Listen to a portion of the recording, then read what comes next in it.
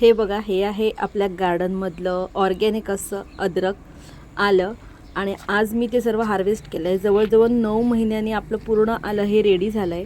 आणि हे बघा, हे इतकं सारं मी आलं काढून घेतलं आहे. बाकीचं अजून भरपूर असं आलं आपलं गार्डनमध्ये आहे. तर चला तुम्हाला दाखवते मी हे सर्व आलं कसं काढलं आहे. तर फटाफट खणून मी असं सर्व आलं आपलं काढते आहे. ही आपल्या मेहनतीचीच फळ असते. जे जूनमध्ये मी मेहनत केली होती आलं लावण्याची आणि त्याचीच आज फळ म्हणून मला हे सर्व आलं आज मिळते.